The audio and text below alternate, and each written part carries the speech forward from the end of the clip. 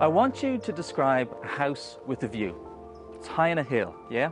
Looking out over the sea, views of one of the world's great cities, San Francisco, let's say. Well, you've just described this house by Canner & Associates in Oakland, California. It's the ultimate house with a view.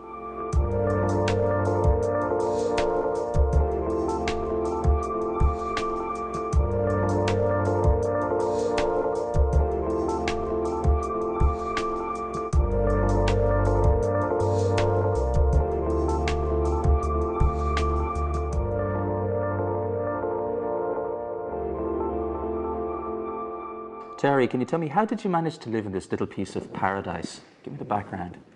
Well, we live not far from here, about a half an hour away, and we lived there for a long time, and our kids grew up there, and our kids were gone. So I said to my husband, I think it's time to move, and I want to see water. So we found the lot, and loved it immediately, bought it within 2 days, and then started our search for an architect. So that search took a while. We went through a couple of other people before I saw a picture of a house that Stephen Canner had done. I saw it in a magazine, and I said, "Oh, this is great. Love this design." So we called Stephen, and he was great. Came up, and we looked around, and we talked, and finally it all evolved into where it is today.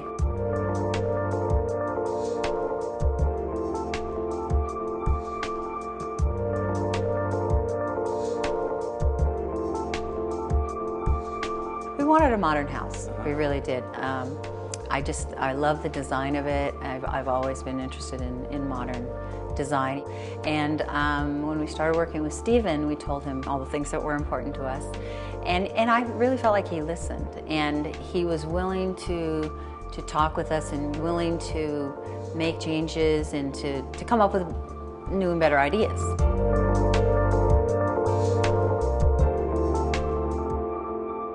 Damien, you're the project architect on this house. When a client comes along to you and gives you this fantastic site with a view like this, what's your response? What do you say?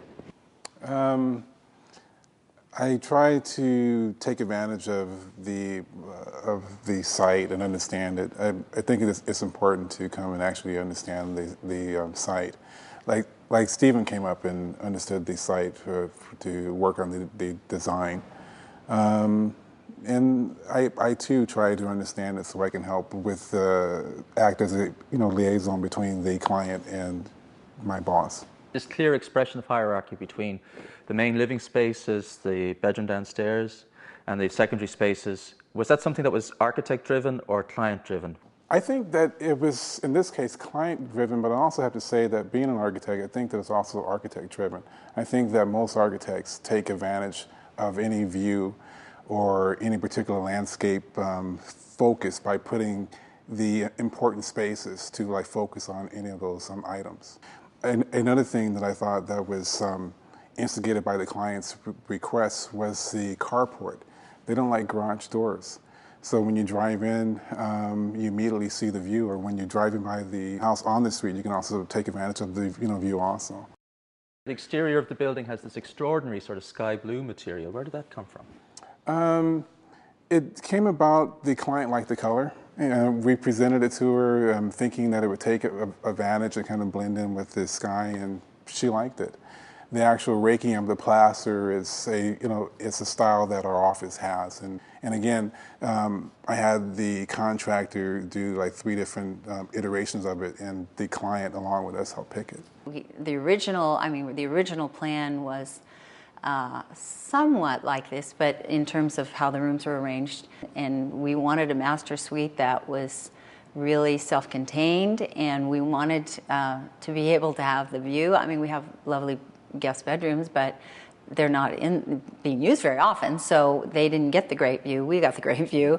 And those were the kinds of things that he listened to. And I really liked curved things, and Stephen is more angular, and so we got some curves. And I realized that it was going to be a compromise, but there were some things that were really important, and he listened to that and did that. I love being able to see out and now we're getting all our landscaping's growing, and I feel great about it. I just love all the windows, and it's just very comfortable to me.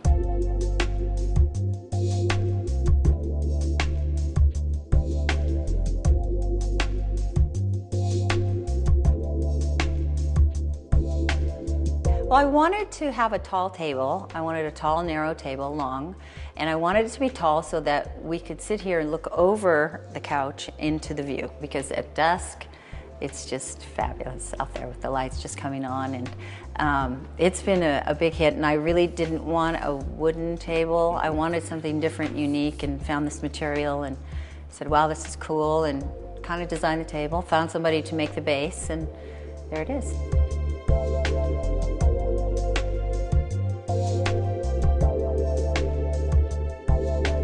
All of the glass is dual glazed.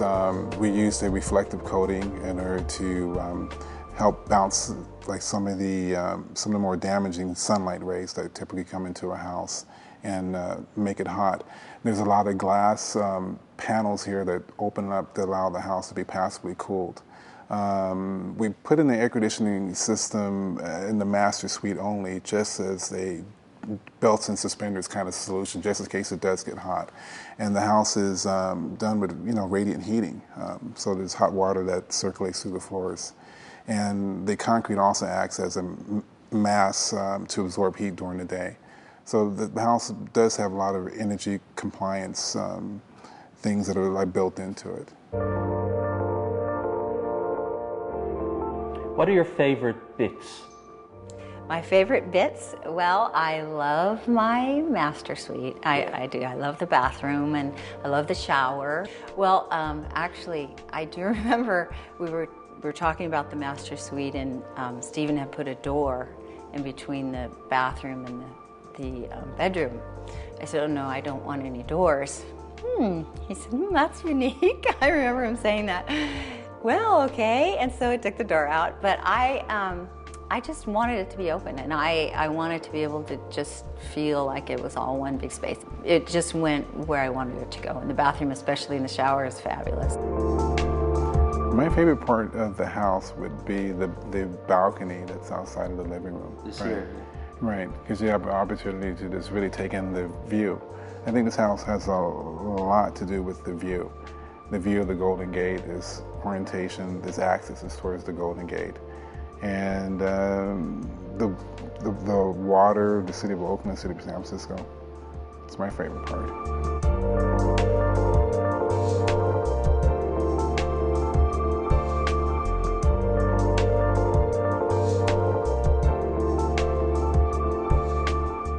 On a site like this, view is a given.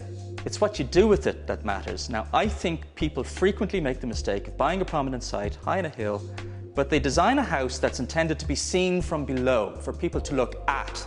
And that's not the way you do it. The way you do it is you design a house where the view becomes part of the living experience. Now, one little trick that the architects used to achieve that was they created a kind of hierarchy of spaces. The guest rooms, the utility rooms, bathrooms, and so on. They're in this little bar of accommodation that's tucked in underneath the road, away from the view. And then you go down through this fantastic glass bridge and you go to the spaces that matter. The dining room, the kitchen, the living space, the master suite. And they get all of this. They get this spectacular view.